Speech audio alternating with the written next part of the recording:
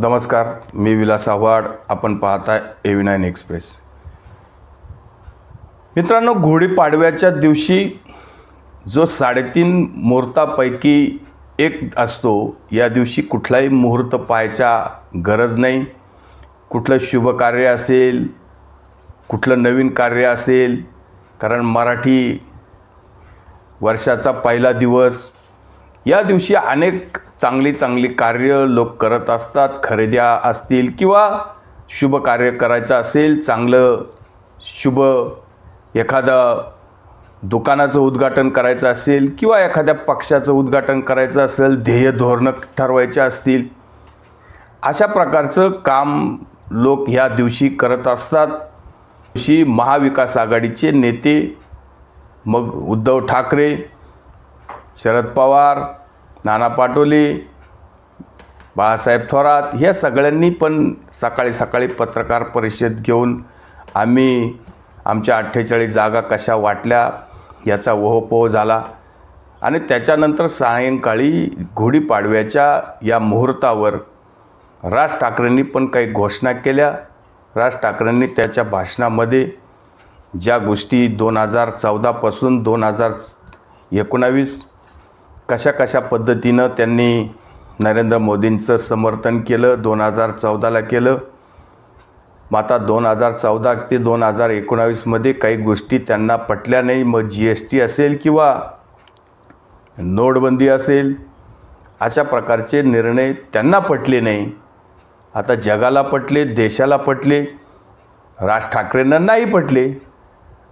त्याचा पण त्यांनी विरोध केला. किंवा 2019च्या नंतर ज्या पद्धतीनं नरेंद्र मोदींनी 2019 ते 2024 या दरम्यान काही बोल्ड निर्णय घेतले. व त्यामध्ये 370 सारखा मुद्दा असेल, राम मंदिराचा मुद्दा असेल, कॉमन सिव्हिल कोड असेल किंवा 3 तलाकच्या बाबतीतला मुद्दा असेल, अशा प्रकारचे चांगले मुद्दे किंवा CAA असेल, NRC असेल, असे मुद्दे घेतले. आणि या मुद्द्यांचं कौतुकसुद्धा राज ठाकरेंनी केलेले. वेळोवेळी त्यांनी पत्रकार परिषदा घेऊन सुद्धा याला समर्थन दिलेले. आणि नरेंद्र मोदींना प्रोत्साहन, कौतुक, अक्षरशः राज ठाकरेंनी कधी नरेंद्र मोदींना फोन करूनसुद्धा नरेंद्र मोदींचं कौतुक केलेले. अशा पद्धतीनं या सगळ्या गोष्टी आपण बघतोय. आणि त्यात त्यांनी आता 2 दिवसापूर्वी जी पत्रकार परिषद घेतली, त्याच्यामध्ये त्यांनी त्यांचा जो काही प्रोग्राम त्यांना ठरवायचा होता की आता गुढीपाडव्याच्या नंतर कशा पद्धतीनं आपण जे काही घोषणा केली की आपण नरेंद्र मोदींच्या तिसऱ्यांदा पंतप्रधान होण्यासाठी आपल्याला पाठिंबा द्यायचा आहे. भारतीय जनता पार्टी आणि राष्ट्रवादी अजित पवार आणि शिवसेना एकनाथ शिंदे या 3 पक्षाला आपल्याला पाठिंबा द्यायचा आहे. नरेंद्र मोदींना तिसऱ्यांदा पंतप्रधान करायचे. पण याचा प्रचाराचा अजेंडा कसा असेल, आपले समन्वयक कोण असतील, हे 3 पक्ष कोणाशी कॉन्टॅक्ट करतील, कशा पद्धतीने करतील, कुठल्या जिल्ह्यात कुठले कार्यकर्ते कुठं सभा लावायच्या किंवा राज ठाकरे सभा घेतील का, कोणाबरोबर घेतील, कुठल्या मतदारसंघात कुठल्या सभा, या सगळ्या गोष्टींवर काही कार्यक्रम असतात, काही नियोजन असतं, पक्षाच्या पण काही गोष्टी असतात. ह्या सगळ्या गोष्टी आता उद्या या महायुतीच्या बॅनरवर राज ठाकरेंचा फोटो येईल का, राज ठाकरेंचं, ह्या सगळ्या गोष्टी विचाराने कराव्या लागतात. शिवाय त्यामध्ये निवडणूक आयोगाच्या पण अटी शर्ती असतात. उद्या समजा राज ठाकरेंचा फोटो आपल्याला याच्यामध्ये दिसला तर कदाचित निवडणूक आयोगाच्या ह्या सगळ्या गोष्टी असतो, खर्च या सगळ्या दाखवायला लागतात. शिवाय पक्षाचे सगळे नियम आहे. याच्यासाठी जी त्यांनी बैठक बोलवली होती, ती बैठक झाली. नंतर पत्रकार परिषद घेतली. त्यांनी या सगळ्या गोष्टीचा ओहापोह केला. आणि त्यांनी जे काही महत्त्वाचं जे काही बोलले ते महत्त्वाचं आहे की 370 आपण स्वप्नात सुद्धा विचार केला नव्हता की हे मोदी सरकार 370 सारखा जटिल कायदा जम्मू काश्मीर या राज्यातून हटवतील आणि या 370 कायद्याचं निर्मूलन कायमस्वरूपी होईल अशी दूरवर पण सुद्धा कोणाला शंका येत नव्हती. आणि 370 हटवल्यावर जम्मू काश्मीर म्हणा किंवा देशामध्ये म्हणा दंगली होतील, कदाचित पाकिस्तान काही कमी जास्त करेल, दगडफेकी होतील, लोकांचे जीव जातील, अशा पद्धतीनं सुद्धा एक प्रकारचं नॅरेटिव्ह तिथं चालवलं गेलं होतं. आणि ज्या वेळेस या सगळ्या गोष्टींचा चर्चा मग फारुख अब्दुल्ला असतील किंवा मुफ्ती महबूबा असतील यांनी सुद्धा अनेक वेळा या 370च्या बद्दल एक अफवा पसरवलेल्या की 370 35 जर हटवलं तर भारताच्या तिरंग्याला अक्षरशः खांदा द्यायला कोणी मिळणार नाही, अशा प्रतिक्रियासुद्धा या लोकांनी दिलेल्या. आणि 370 हे कायमस्वरूपी नव्हतं, ते एक तात्पुरती सोय होती आणि ते त्यामुळं हटवता आलं. हे अतिशय मोठं काम आहे. खरं तर काँग्रेसच्या खडगेंना हे कधीच समजलं नाही. खडगे राजस्थानला मध्य प्रदेशामध्ये सांगतात आहे की नरेंद्र मोदी इकडे येऊन काश्मीरच्या बाबतीत बोलतात, ते 370चं बोलतात, ते राजस्थानच्या लोकांना किंवा मध्य प्रदेशच्या लोकांना 370 हटवल्याचा काय फायदा. जसं काय राजस्थान मध्य प्रदेश हे भारतामध्ये नाही आहे किंवा जम्मू काश्मीर भारताचं अंग नाही. काय बोलतात ते लोक तेच समजत नाही.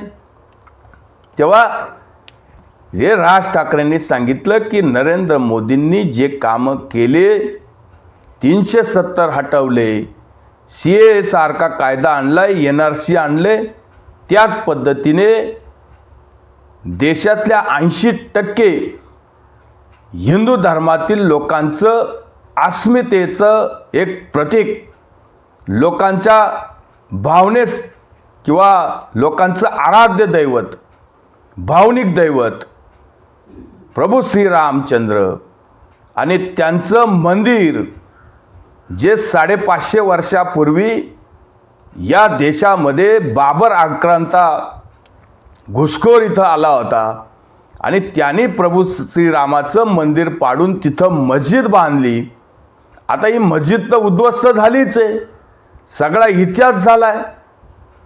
आता 92 पर्यंत जवळजवळ तसा फार मोठा वाद नव्हता, पण ह्या सगळ्या गोष्टी 92-93 पासून ज्या काही कोर्टात गेल्या, न्यायालयीन झाल्या, त्याच्यानंतर 2024ची वाट पाहावी लागली. हे काम अतिशय जोखमीचं होतं आणि राज ठाकरेंनी तेच सांगितले की जर नरेंद्र मोदी देशाचे पंतप्रधान नसते आणि सुप्रीम कोर्टाने सुद्धा निकाल दिला असता की भारतामध्ये किंवा अयोध्येमध्ये UPमध्ये रामाचं मंदिर व्हावं, प्रभू श्रीरामाचं मंदिर व्हावं, असा निकाल दिला असता तरी नरेंद्र मोदी जर पंतप्रधान नसते तर हे राम मंदिर पूर्ण होऊ शकलं नसतं, हे पूर्ण होऊ दिलं नसतं. हे एकमेव फक्त पंतप्रधान आहे की हेच फक्त ते कार्य करू शकत होते. हे अतिशय मोठं धारिष्ट नरेंद्र मोदींनी केलेले आणि हे सांगण्याचं एक हीच गोष्ट सांगण्याची धाडस सुद्धा राज ठाकरेंनी केले. हे इतकं मोठं धाडसी काम सुद्धा कोणी करत नाही. आता काही लोकांना नरेंद्र मोदींची ॲलर्जी आहे, त्यांना नरेंद्र मोदींचा चेहरा बघायचा नाही, नरेंद्र मोदींचं नाव घ्यायचं नाही. ते मग राज ठाकरे का बोलतात, ते राज ठाकरेंचे खासदार नाही, राज ठाकरेंचे आमदार नाही, राज ठाकरे पाठिंबा द्यायला निघाले, या सगळ्या गोष्टी बोलतील. पण जे काही मॉरली तुम्हाला या गोष्टी बोलायच्या आहे त्या अतिशय महत्त्वाच्या आहे आणि खरी गोष्ट आहे. कारण राम मंदिर हा विषय अतिशय सेन्सिटिव्ह, अतिशय विवादित झाला होता. म्हणजे या सगळ्या गोष्टीला हात घालायला कोणी तयार नव्हतं. अक्षरशः काही लोकांनी राम मंदिराच्या या सगळ्या गोष्टी सोडून दिल्या होत्या. काही लोकांनी याच्यावर राजकारण पण केलं. कारण ज्या पद्धतीने 92 मध्ये तिथं ज्या पद्धतीने गोळीबार झाले आणि कारसेवक मारले गेले, अक्षरशः त्या शरयू नदीमध्ये कारसेवकांचे मृतदेह तरंगत होते. या हिंदू कारसेवकांवर मुलायम सिंगांनी अतिशय मोठ्या प्रमाणामध्ये गोळीबार करून कारसेवकांना मारलं होतं. त्या कारसेवकांना राम मंदिर झाल्यावर त्यांचा आत्मा शांत झाला असेल, त्यांचं जे कुटुंबीय आज जिवंत आहे, त्यांचे सपूत त्यावेळेस मारले गेले, त्या कुटुंबाला सुद्धा एक मनाला समाधान वाटलं असेल की आपल्या मुलाबाळांनी जिथं राम मंदिरासाठी आपले प्राण दिले त्यांचं स्वप्न पूर्ण झाले. त्यांच्या स्वप्नातलं राम मंदिर आज नरेंद्र मोदींनी उभं केले. हे फार मोठं काम आहे आणि हे बोलायचं धाडस राज ठाकरेंनी जे केले ते अतिशय महत्त्वाचं आहे. हे कोणीच करू शकत नाही. भारतीय जनता पार्टीच्या लोकांनी सुद्धा असं म्हटलं नाही की नरेंद्र मोदी नसते तर या अयोध्येमध्ये राम मंदिर झालं नसतं. हे धाडस फक्त राज ठाकरेंनीच केलं, हे महत्त्वाचं होतं. आणि या गोष्टीचं धाडस काही वेळेस करायलाच पाहिजे, केलंच पाहिजे. ज्या गोष्टी जो माणूस करू शकतो त्या गोष्टीचं कौतुक केलं पाहिजे. आणि राम मंदिराची अतिशय मोठी गरज या देशाला होती. प्रभू श्रीराम हे हिंदूंचं आराध्य दैवत आहे आणि 80% समाजाचं प्रतीक आहे, भावना आहे, जीव आहे. सगळ्याच गोष्टी तिथं लोकांच्या अस्मितेचा प्रश्न आहे आणि त्यांच्या जन्मस्थळी त्यांचंच मंदिर नसावं हा अतिशय मोठा अपमान लोक आपले सहन करत होते. पण तो नरेंद्र मोदींनी, या देशाच्या पंतप्रधानांनी राम मंदिराचा तो मुद्दा कायमचा जो काही वादातिस्त झाला होता, भव्य असं राम मंदिर उभं करून या देशाच्या हिंदू समाजाला एक असं राम मंदिर मिळाले याचं समाधान लोक व्यक्त करतात. तेच राज ठाकरेंनी सांगितले की नरेंद्र मोदी जर या देशाचे पंतप्रधान नसते तर या देशामध्ये अयोध्येमध्ये राम मंदिर कधीच उभं राहिलं नसतं. पण ते आता उभं राहिले, त्याचं समाधान सर्वांनी व्यक्त केलं पाहिजे. इतकंच आपल्याला सांगायचं होतं. तुर्तच थांबतो. व्हिडिओ आवडला असेल तर लाईक करा, शेअर करा. धन्यवाद.